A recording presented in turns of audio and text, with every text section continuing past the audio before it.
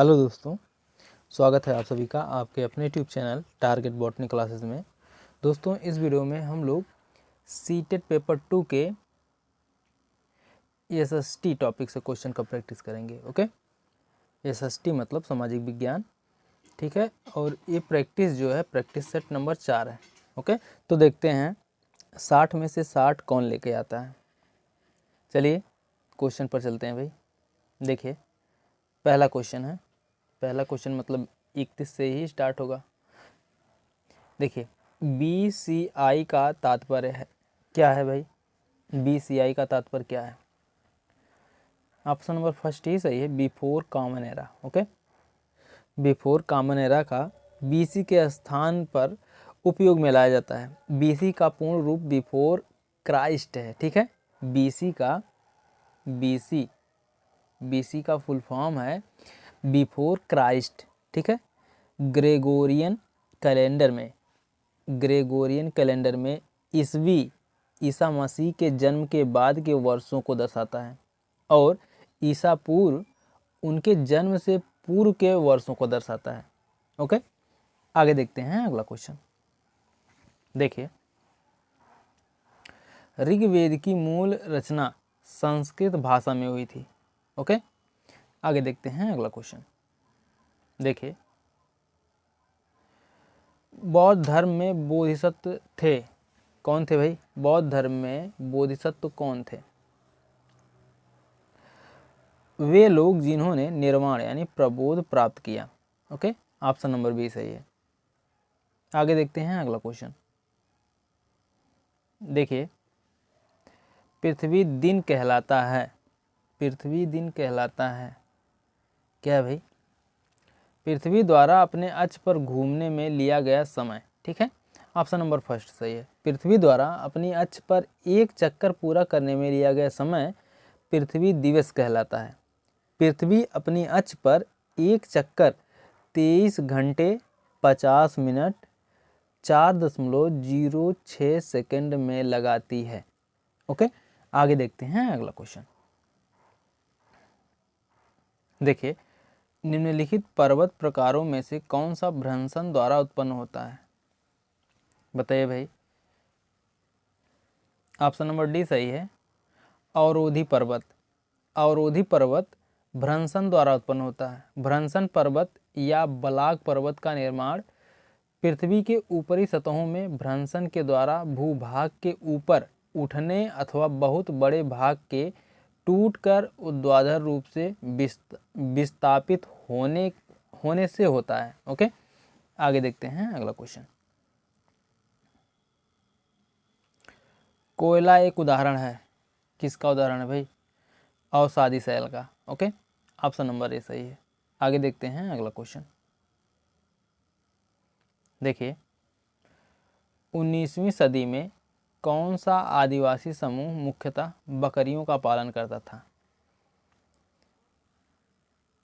कश्मीर के बकरवाल, ठीक है। ऑप्शन नंबर सी सही है। आगे देखते हैं। देखिए, ज्येष्ठाधिकार का क्या अर्थ है भाई? बताइए, ज्येष्ठाधिकार का क्या अर्थ है? ज्येष्ठ पुत्र अपने पिता के राज्य का उत्तराधिकारी होता है, ठीक है। ऑप्शन नंबर ए सही है। आगे देखते हैं अगला क्वेश्चन। देखिए, निम्नलिखित में से कौन सा अल इंद्रीसी और उसके द्वारा बनाए गए मानचित्र के संदर्भ में सही है? पढ़ते हैं भाई। वह एक भूगोलवेत्ता था। नहीं भाई, वह अरब का रहने वाला था। जी बिल्कुल।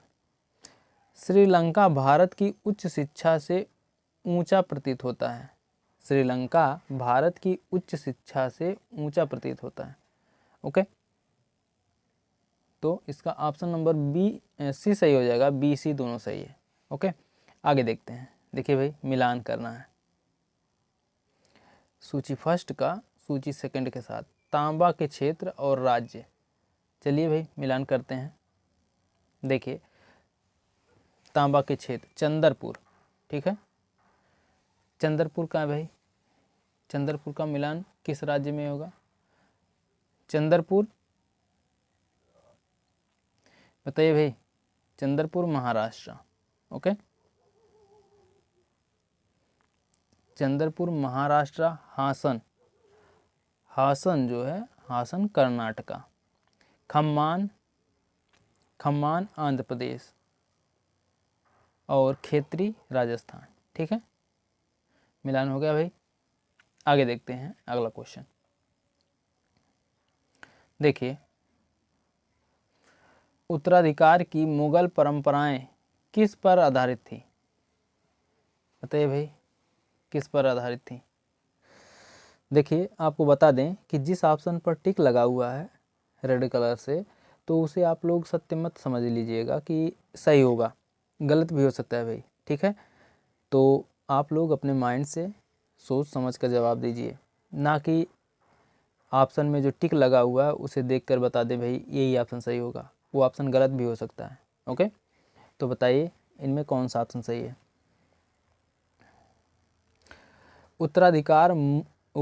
उत्तराधिकार की मुगल परंपराएं किस पर आधारित थी? बताइए भाई। शाहदायाद का नियम, जहां उत्तराधिकार का विभाजन समस्त पुत्रों के बीच कर दिया जाता था। ओके, ऑप्शन नंबर बी सही है। आगे देखते हैं अगला क्वेश्चन।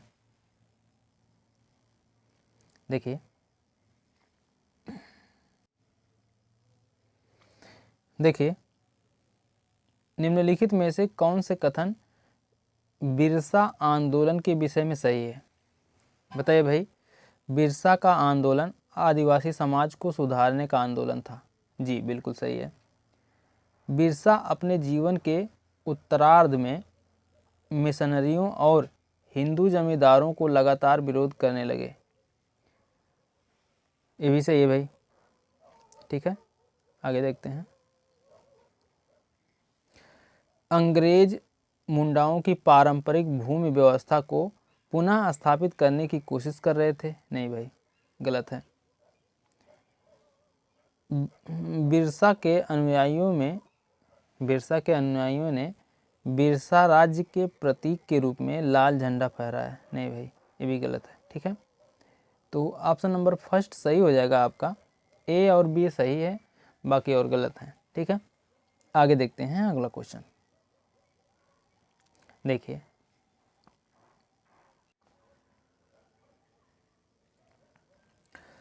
श्री नारायण गुरु के द्वारा जाति समानता की मांग का आधार था। क्या था भाई? बताइए। उनकी जातियों, ठीक है, उनकी जातियों के निर्दिष्ट कार्यों से बाहर काम के अवसरों की मांग करने के लिए। नहीं भाई, गलत है। आगे देखते हैं। यह विश्वास कि सारी मानव जाति एक जाति से संबंधित है। जी बिल्कुल सही है। व्यक्ति के सामाजिक स्तर में वृद्धि के लिए पश्चिमी शिक्षा तथा उसका प्रावधान करने का। नहीं भाई, ये भी सही नहीं है। ठीक है, ऑप्शन नंबर बी सही है। ठीक है, तो ऑप्शन नंबर बी सही है, केवल बी। ओके, आगे देखते हैं।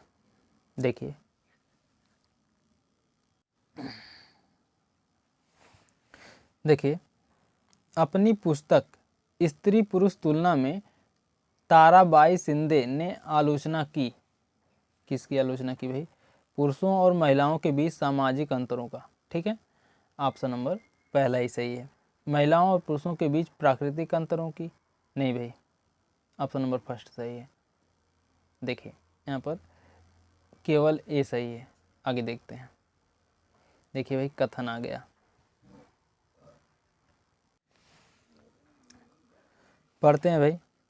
देखिए, कथन है, 1919 के बाद अंग्रेजों के खिलाफ चल रहा संघर्ष धीरे धीरे एक जन आंदोलन में तब्दील होने लगा, जिसमें किसान, आदिवासी,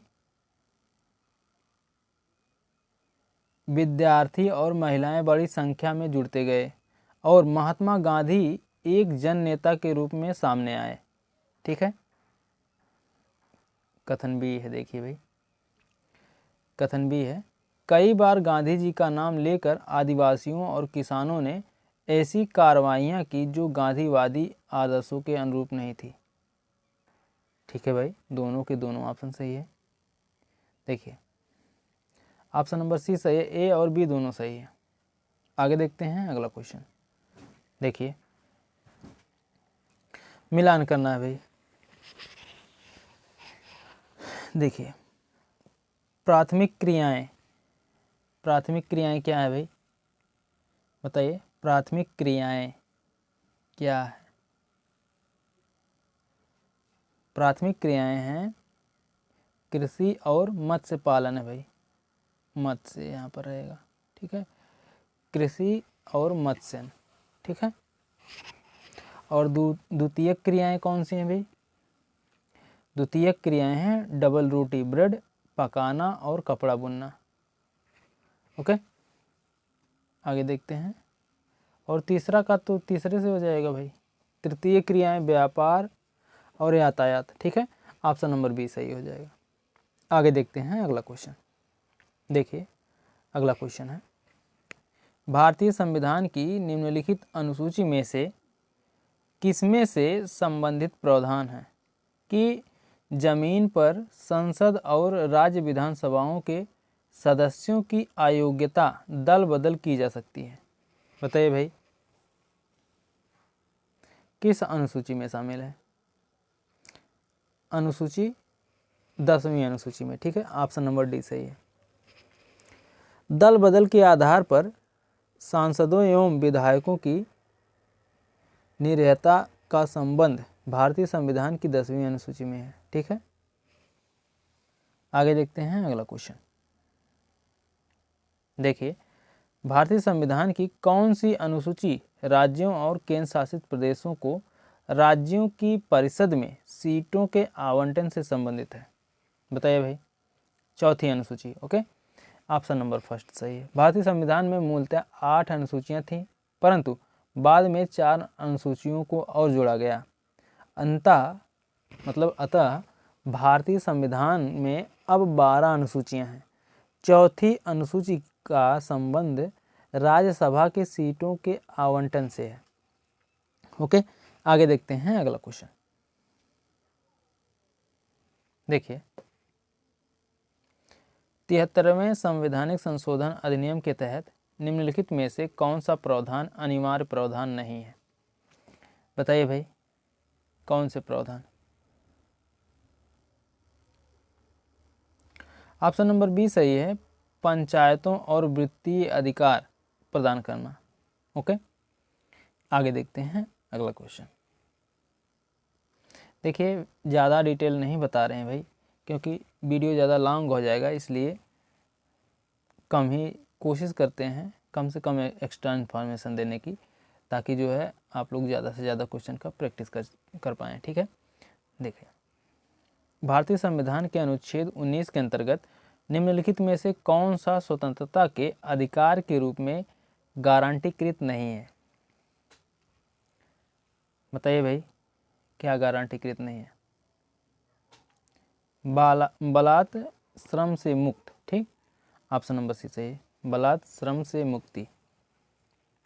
भारतीय संविधान के अनुच्छेद 19 के अंतर्गत वाक स्वतंत्र, ठीक, बोलने की स्वतंत्रता और अभिव्यक्ति की स्वतंत्रता, भारत के राज्य क्षेत्र के किसी भाग में निवास करने और बस जाने का अधिकार है, परंतु बलात् श्रम में मुक्ति इस अनुच्छेद के अंतर्गत नहीं है। ओके, आगे देखते हैं अगला क्वेश्चन। देखिए संसद के 2 क्रमिक सत्रों के समय अंतराल किससे अधिक नहीं होना चाहिए? तो भाई संसद के 2 क्रमिक सत्रों में समय अंतराल किससे अधिक नहीं होना चाहिए? 6 महीने। ठीक है, ऑप्शन नंबर बी सही है। जिस अवधि के दौरान संसद भवन अपने व्यवसाय व संचालन करने के लिए मिलता है उसे सत्र कहा जाता है। एक सत्र नियमित गृह अवधि की शुरुआत से अंत तक रहता है। 2 सीटिंग के बीच 6 महीने से अधिक का अनुमेय अंतर नहीं होना चाहिए। इसका मतलब है कि संसद को वर्ष में कम से कम 2 बार मिलना चाहिए। ठीक है, आगे देखते हैं अगला क्वेश्चन। देखिए, भारतीय संविधान में यह प्रावधान होता है कि राष्ट्रपति लोकसभा के लिए 2 सदस्यों को मनोनीत करते हैं। ये सदस्य किसका प्रतिनिधित्व करने वाले होने चाहिए? बताइए भाई। एंग्लो भारतीय समुदाय, ठीक है, ऑप्शन नंबर डी सही है। भारतीय संविधान में यह प्रावधान होता है कि राष्ट्रपति लोकसभा के लिए 2 सदस्यों को मनोनीत करे। ये सदस्य एंग्लो भारतीय समुदाय का प्रतिनिधित्व करने वाले होने चाहिए, ठीक है।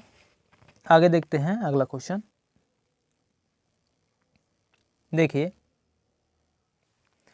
भारतीय संविधान की 8वीं अनुसूची में निम्नलिखित में से किस भाषा का नाम नहीं है? बताइए भाई, किस भाषा का नाम नहीं है? राजस्थानी भाषा का नाम नहीं है, ठीक है, ऑप्शन नंबर डी सही है। भारतीय संविधान की 8वीं अनुसूची में राजस्थानी भाषा का नाम नहीं है, क्योंकि संविधान की 8वीं अनुसूची में 22 भाषाएं शामिल हैं। असमिया, उड़िया, उर्दू, कन्नड़, काश्मीरी, कोंकणी, गुजराती, डोंगरी, तमिल, तेलुगु, नेपाली, पंजाबी, बांग्ला, बोडो, मणिपुरी, मराठी, मलयालम, मैथिली, ठीक है, मैथिली, संथाली, संस्कृति, सिंधी, हिंदी। ओके, आगे देखते हैं अगला क्वेश्चन। देखिए, कोपेन की जलवायु वर्गीकरण योजना के अनुसार निम्नलिखित में से किस विशेषता का संबंध शीतोष्ण से है? बताइए भाई।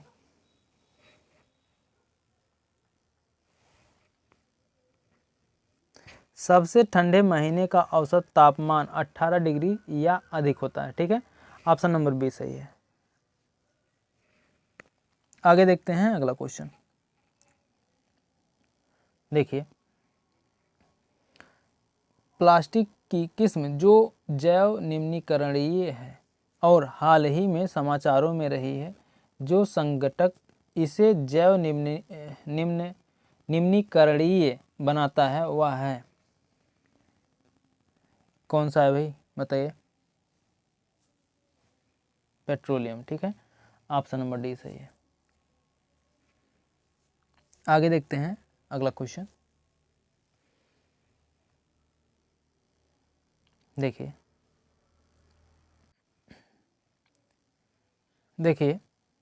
निम्नलिखित में से कौन से कथन भूमध्यसागरीय वनस्पति के संदर्भ में सही है? बताइए भाई।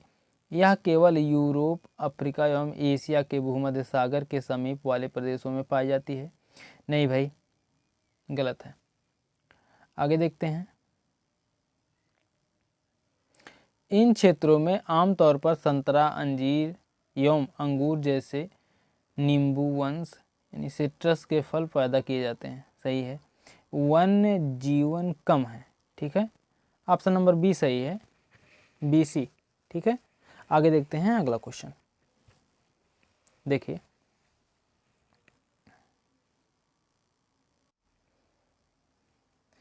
देखिए, जनसंख्या पिरामिड के संदर्भ में निम्न में से क्या सही है?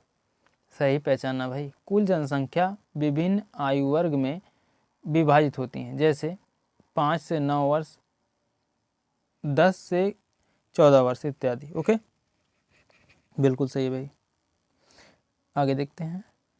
देखिए, कुल जनसंख्या का प्रतिशत इन वर्गों में से प्रत्येक वर्ग में पुरुष और स्त्रियां उप विभाजित होते हैं।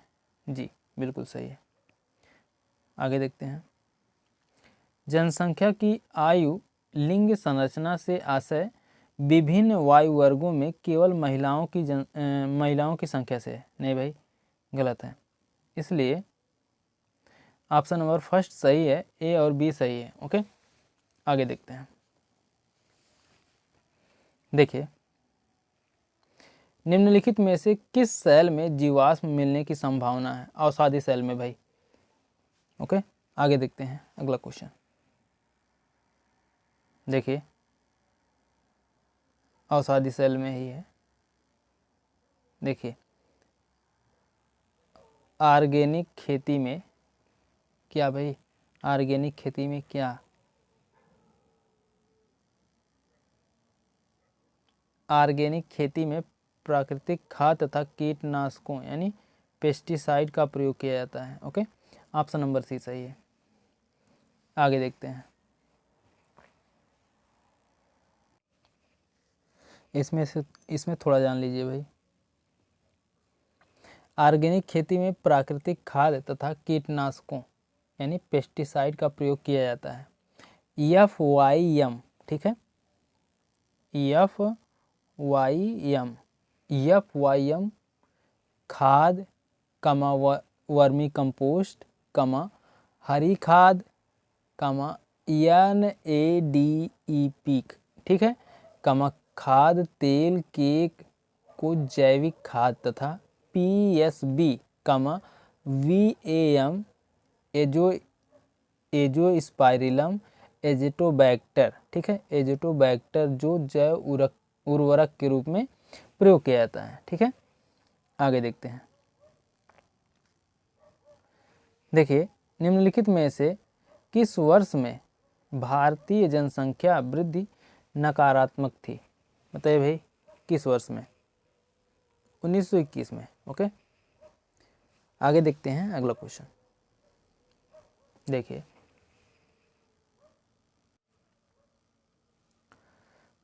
मानवीय बस्तियों के लिए आदर्श बसाव स्थान के चयन के लिए निम्नलिखित में से कौन सी परिस्थितियां उपयुक्त हैं? अनुकूल जलवायु, जी। जल की उपलब्धता, ये भी सही है। उपयुक्त भूमि, ये भी सही है। अनुपजाऊ मिट्टी, नहीं भाई, अनुपजाऊ मिट्टी नहीं होगी। ठीक है, उपजाऊ मिट्टी होता तो सही होता। ABC ऑप्शन सही है। ठीक है, A सही है, B सही है, C सही है, लेकिन D गलत है। तो देखिए यहाँ पर ABC सही है, ऑप्शन नंबर C सही है। आगे देखते हैं। देखिए, गोंडवाना लैंड पेंजे, ठीक है, गोंडवाना लैंड पेंजे का एक महत्वपूर्ण हिस्सा था जो हिमालय की उत्पत्ति से संबंधित था। गोंडवाना लैंड के बारे में निम्नलिखित में से कौन सा कथन सत्य है?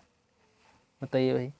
गोंडवाना लैंड में दक्षिण अफ्रीका, दक्षिण अमेरिका, ऑस्ट्रेलिया और न्यूजीलैंड शामिल थे। ठीक है, ऑप्शन नंबर फर्स्ट ही सही है भाई।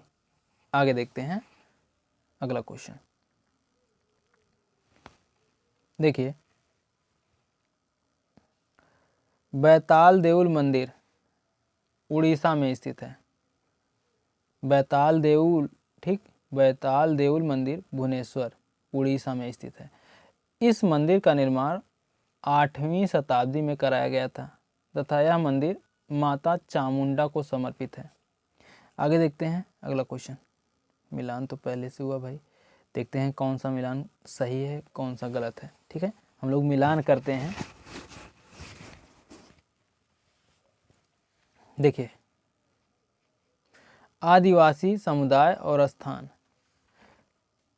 वन गुज्जर, ठीक है, वन गुज्जर उत्तराखंड भाई। ठीक है, वन गुज्जर उत्तराखंड, मिलान करते हुए चलिएगा। लंबाडी, ठीक, लंबाडी आंध्र प्रदेश, लंबाडी आंध्र प्रदेश। और बकरवाल, बकरवाल कश्मीर भाई। ठीक है, बकरवाल कश्मीर। और गद्दी, गद्दी हिमाचल प्रदेश। ठीक है, मिलान हो गया। आगे देखते हैं।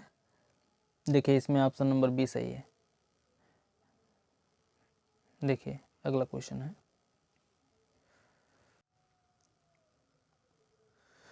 देखिए, 18वीं सदी में भारतीय रेशम के संदर्भ में A, B और C कथनों पर विचार कीजिए।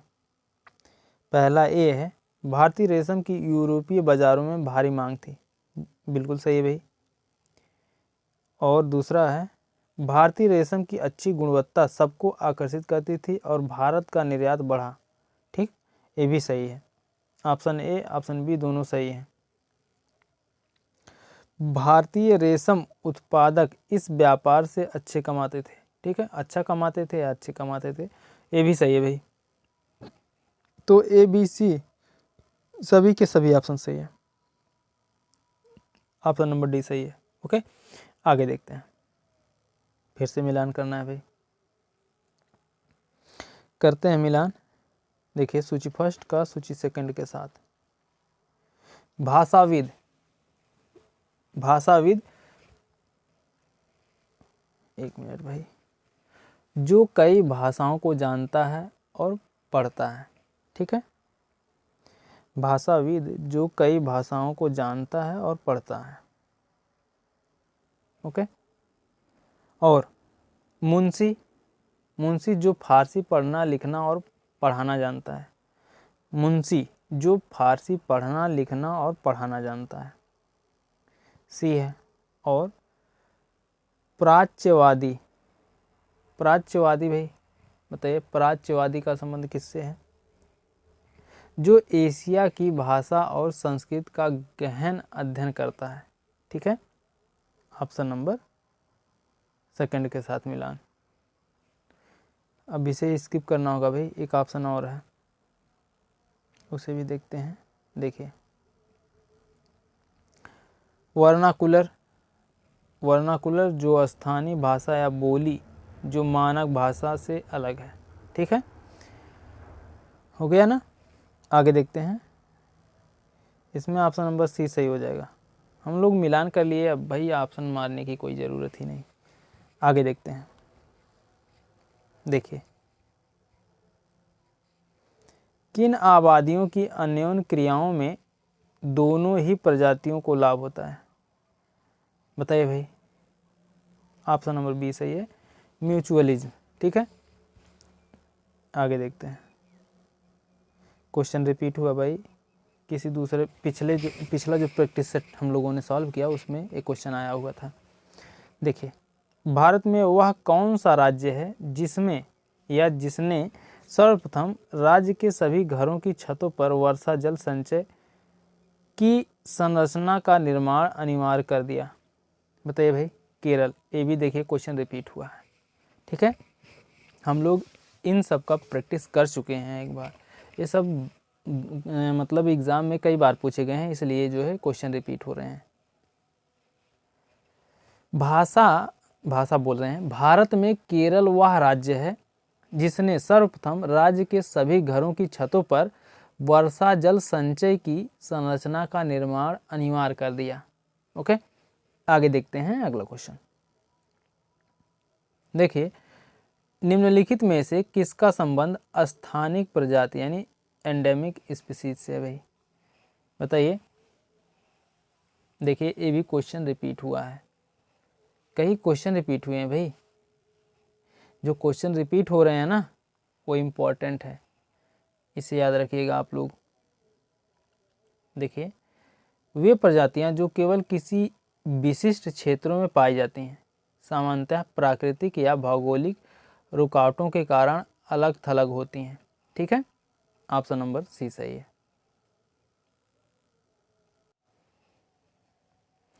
स्थानिक प्रजाति या एंडेमिक स्पीसीज वे प्रजातियां हैं जो एक विशेष भौगोलिक क्षेत्र में पाई जाती हैं और दुनिया में कहीं और नहीं। कुछ प्रजातियां एक महाद्वीप के लिए स्थानिक मानी जाती हैं, जबकि अन्य एक द्वीप के लिए स्थानिक हो सकती हैं, जैसे मेडागास्कर में लेमर्स। ठीक है, मेडागास्कर में लेमर्स और गैलापागोस। ठीक, गैलापागोस के कछुआ। आगे देखते हैं अगला क्वेश्चन। देखिए इसके अतिरिक्त लोकतंत्र निम्नलिखित में से सभी गुणवत्ता में सुधार करता है। किसमें भाई बताइए? इसके अतिरिक्त लोकतंत्र निम्नलिखित में सभी की गुणवत्ता में सुधार करता है। बताइए। इच्छा और उपेक्षा। ठीक है, ऑप्शन नंबर सी सही है। इसके अतिरिक्त इच्छाएं तथा अपेक्षाओं के अतिरिक्त लोकतंत्र के निम्न विकल्पों जो कि प्रश्न में दिए गए हैं गुणवत्ता में सुधार करता है। इच्छाएं तथा अपेक्षाएं व्यक्ति के स्वयं के व्यक्तित्व पर निर्भर करती है। उसका विकास कैसे वातावरण में हुआ है तथा पारिवारिक परिवेश कैसा रहा है, यह निर्धारित करेगा कि उनकी गुणवत्ता कैसी होगी। ओके, आगे देखते हैं अगला क्वेश्चन।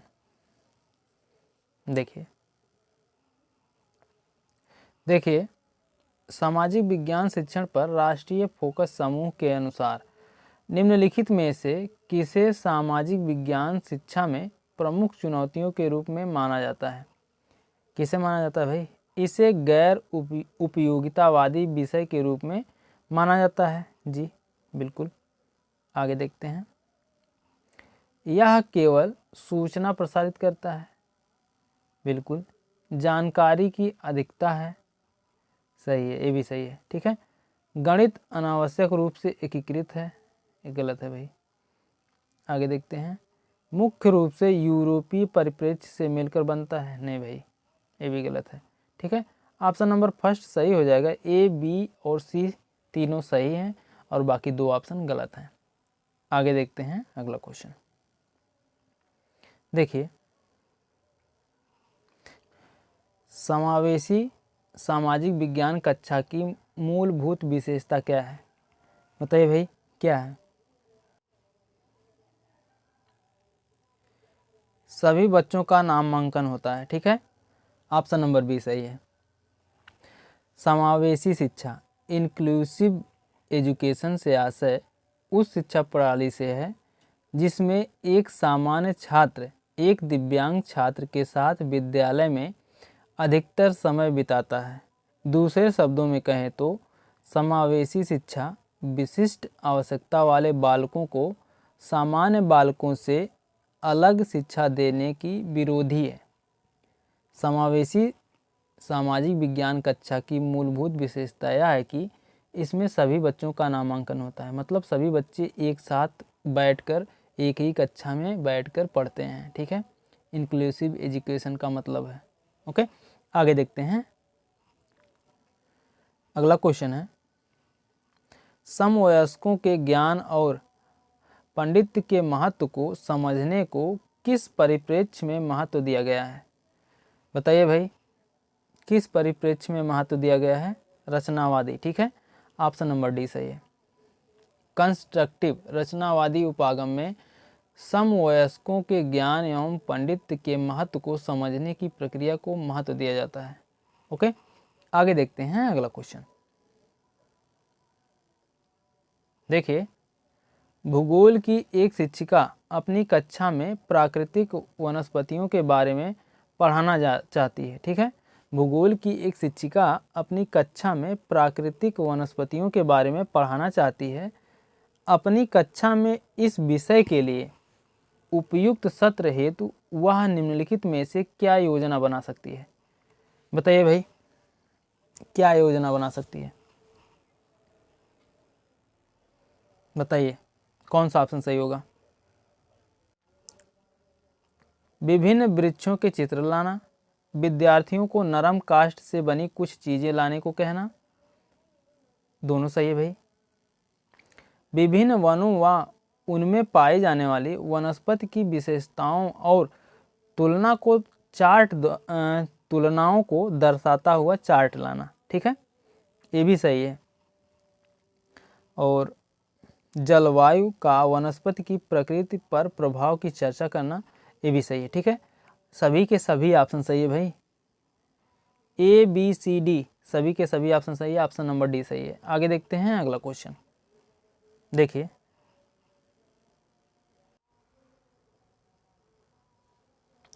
निम्नलिखित कथनों को पढ़िए तथा सही विकल्प का चयन कीजिए। अभी कथन है भाई, सामाजिक विज्ञान को अंतर विषयक तरीके से पढ़ाना शिक्षकों के लिए चुनौतीपूर्ण है।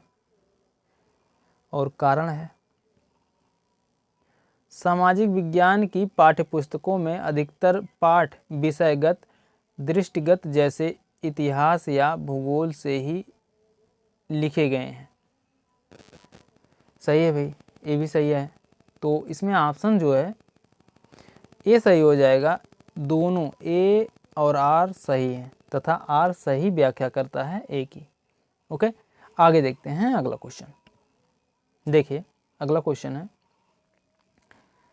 क्रियाकलाप आधारित प्रश्न सामाजिक विज्ञान के पाठ को आनंददायी बनाती है। ठीक है। ऑप्शन नंबर बी सही है। आगे देखते हैं अगला क्वेश्चन।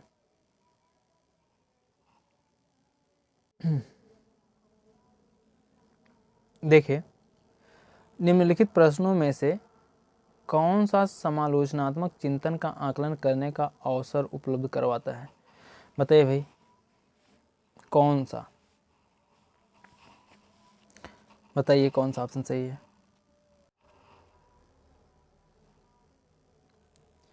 महात्मा गांधी बच्चों को हस्तकला क्यों सिखाना चाहते थे? पहला सही है। प्रजातांत्रिक सरकार की दो विशेषताएं बताइए। नहीं भाई, आगे देखते हैं। आपको क्या लगता है कि सरकार को विभिन्न झगड़ों व विवादों के हल क्यों ढूंढने चाहिए? जी बिल्कुल, ये भी सही है। ठीक है। मुगल प्रशासन में जमींदार की क्या भूमिका थी? ए नहीं भाई। ठीक है। बी सी, ए सी, ऑप्शन नंबर बी सही है। ए सी, ये दोनों ए सी ऑप्शन सही है, ए और सी। आगे देखते हैं अगला क्वेश्चन।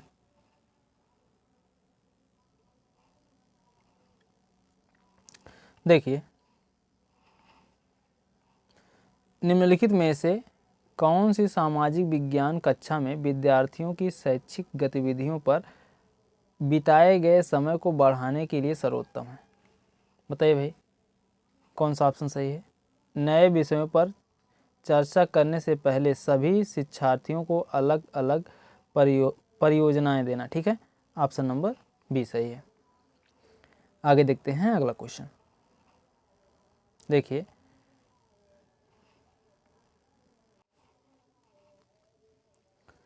देखिए, एक छात्रा भारतीय सैनिकों द्वारा कारगिल युद्ध में झेली कठिनाइयों के विषय में उत्सुक है। ठीक है। एक छात्रा भारतीय सैनिकों द्वारा कारगिल युद्ध में झेली कठिनाइयों के विषय में उत्सुक है।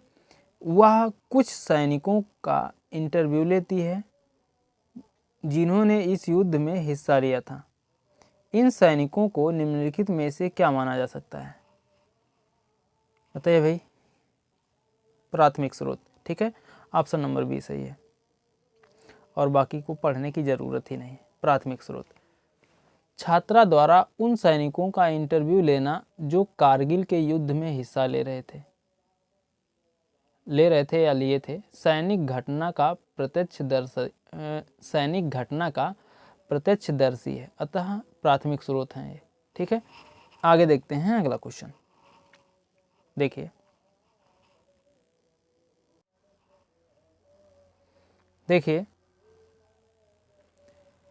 निम्नलिखित प्रश्न सामान्यतः सामाजिक विज्ञान की कक्षा में प्रयोग किए जाते हैं। उनका चयन कीजिए जो समालोचनात्मक चिंतन के विकास के लिए विस्तृत अवसर उपलब्ध कराते हैं। बताइए भाई, कौन सा ऑप्शन सही है?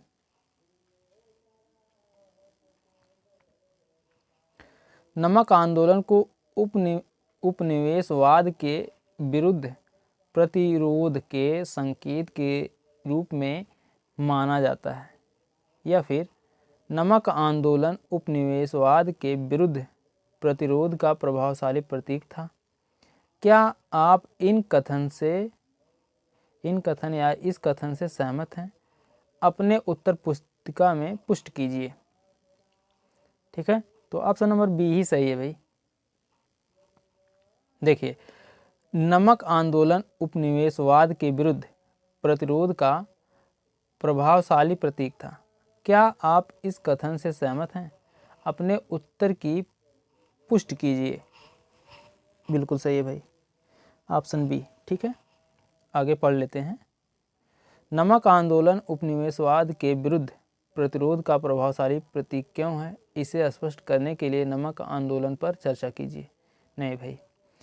क्यों राजनीतिक दल यानी पार्टियां पृथक निर्वाचक के प्रश्न पर असहमत थे? ये भी गलत है भाई। केवल बी ऑप्शन सही है भाई। ठीक है। ऑप्शन नंबर बी सही है। आगे देखते हैं अगला क्वेश्चन।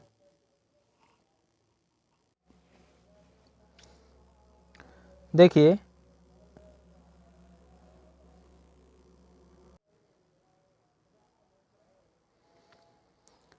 देखिए, इनमें से कौन से कारक कक्षा की लयात्मकता को प्रभावित कर सकते हैं?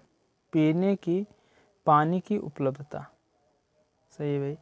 विद्यालय विशेष के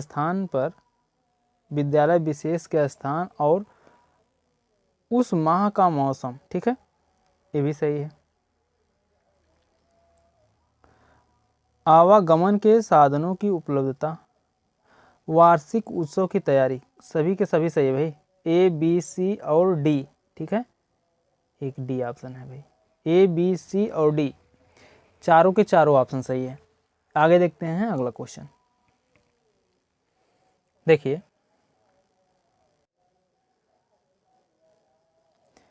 आप अपनी अगली कक्षा में चर्चा द्वारा राष्ट्रीय आंदोलन में डांडी मार्च के महत्व के विषय में छात्रों की तर्क शक्ति विकसित करना चाहते हैं। आप किस बात पर बल देंगे? बताइए भाई, किस बात पर बल देंगे? साबरमती में डांडी तक यात्रा का स्थान और दूरी, सही है भाई। नमक बनाने और बेचने पर सरकार का एकाधिकार, ये भी सही है भाई। आगे देखते हैं। बड़ी संख्या में सत्याग्रहियों की भागीदारी और उनका कष्ट सहना, ये भी सही है, ठीक है। डी, सरकार द्वारा 1935 का अधिनियम पारित करना। तो इसमें ऑप्शन नंबर ए सही है, ए बी और सी, ठीक है। यदि हम अपनी कक्षा में चर्चा द्वारा राष्ट्रीय आंदोलन में डांडी मार्च के महत्व के विषय में छात्रों की तर्क शक्ति विकसित करना चाहते हैं तो हमें निम्नलिखित बातों पर बल देना चाहिए। पहला है, साबरमती में डांडी तक यात्रा का स्थान और दूरी, नमक बनाने और बेचने पर सरकार का एकाधिकार। और तीन है, मतलब नंबर 3 है, बड़ी संख्या में सत्याग्रहियों की भागीदारी और उनका कष्ट सहना। ओके, आगे देखते हैं अगला क्वेश्चन। देखिए,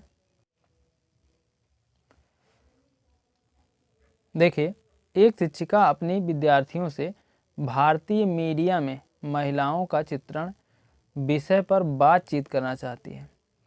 निम्नलिखित में से कौन सी युक्तियां सबसे अधिक उपयुक्त रहेंगी?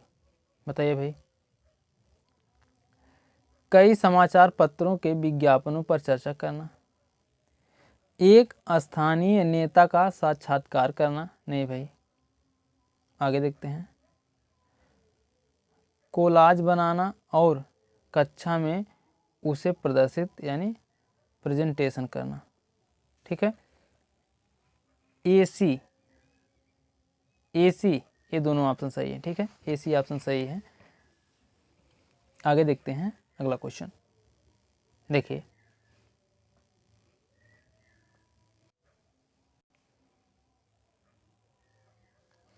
ईस्ट इंडिया कंपनी की नीतियों का साधारण जनता लोगों ने कैसे विरोध जताया?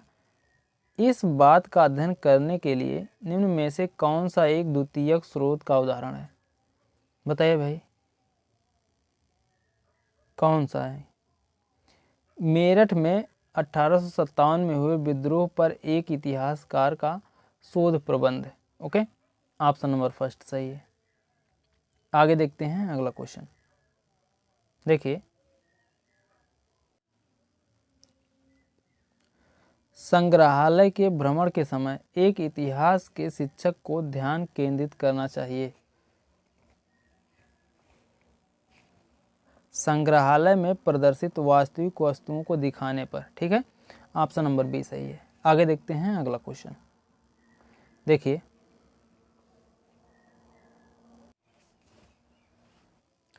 नगर प्रशासन पढ़ाने हेतु निम्न में से कौन सी गतिविधियां सबसे अधिक उपयुक्त है? नगर निगम, नगर पंचायत का भ्रमण, ठीक है, सही है भाई। पाठ पुस्तक में दिए गए पाठ की विषय वस्तु को समझना, नहीं भाई। आगे देखते हैं। कक्षा में विद्यार्थियों को नगर प्रशासन के पाठ को पढ़ने के लिए प्रोत्साहित करना, नहीं भाई। अपने पड़ोस में सफाई सुविधाओं पर एक परियोजना करना, ठीक है, अपने पड़ोस में सफाई सुविधाओं पर एक परियोजना करना। ये सही है भाई, ए और डी ऑप्शन सही है, ठीक है। ऑप्शन नंबर डी सही है, ए डी। आगे देखते हैं अगला क्वेश्चन। देखिए, माना एक शिक्षिका अधिगमकर्ता के पूर्ववर्ती यानी पूर्व ज्ञान को जानना चाहती है, तो वह किस प्रकार के मूल्यांकन को अपनाएगी? बताइए भाई। निदानात्मक मूल्यांकन, ठीक है। ऑप्शन नंबर ए सही है। निदानात्मक मूल्यांकन शिक्षण कार्य के साथ साथ किया जाता है, ठीक है। निदानात्मक मूल्यांकन शिक्षण कार्य के साथ साथ किया जाता है। इस मूल्यांकन में यह पता लगाया जाता है कि जो विद्यार्थी पढ़ाई के दौरान असफल होते हैं, उन विद्यार्थियों की असफलता के कारण का पता लगाया जाता है। एक शिक्षिका अधिगमकर्ता के पूर्व, ठीक, एक शिक्षिका अधिगमकर्ता के पूर्ववर्ती ज्ञान को जानना चाहती है, तो वह निदानात्मक मूल्यांकन को अपनाएगी। ओके, आगे देखते हैं। देखिए, अगला क्वेश्चन है, निम्न गतिविधियों में से किस गतिविधि द्वारा विद्यार्थियों में मानक समय के संप्रत्यय के अनुप्रयोग की क्षमता का आकलन किया जा सकता है? बताइए भाई। वह स्थान विशेष के समय का आकलन कर सकती है या कर सकता है यदि उसे उस स्थान का देशांतर बता दिया जाए, ठीक है। सही है भाई। आगे देखते हैं। वह स्थान विशेष की निश्चित स्थिति को मानचित्र व ग्लोब पर आरोपित करके दिखा सकता है या दिखा सकती है? नहीं भाई। देखिए, वह यह समझता या समझती है तथा बता सकता है या बता सकती है कि जब भारत में 5:30 अपराह्न होता है, तब लंदन में दोपहर के 12 बजे क्यों बजे होते हैं, ठीक है। तो लंदन में 12 क्यों बजे होते हैं? तो ऑप्शन नंबर सी सही है, ए सी। आगे देखते हैं अगला क्वेश्चन।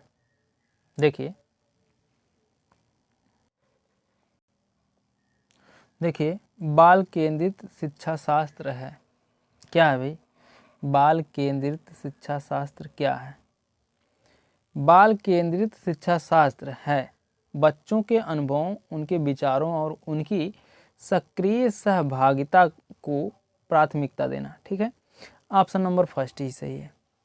बाल केंद्रित शिक्षा का मुख्य उद्देश्य बच्चों के अनुभवों, उनके विचारों और उनकी सक्रिय सहभागिता को सुनिश्चित करना है।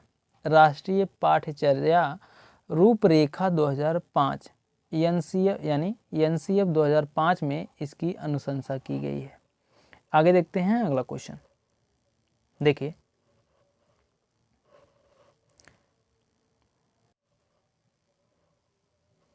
देखिए, निम्न में से किस उपागम के आधार पर विकसित सामाजिक विज्ञान की पाठ्यचर्या सामग्री सामाजिक विज्ञान के शिक्षक को समाज के विभिन्न पहलुओं के अंतः संबंधों को देख पाने में सहायक होती है? अनुशासनिक उपागम, बहुविषयक उपागम, सी है अंतः अनुशासनिक उपागम। सही है भाई। विषयक यानी थीमेटिक उपागम, ये भी सही है, ठीक है। तो सी डी ऑप्शन सही है, ठीक है। ऑप्शन नंबर सी सही है,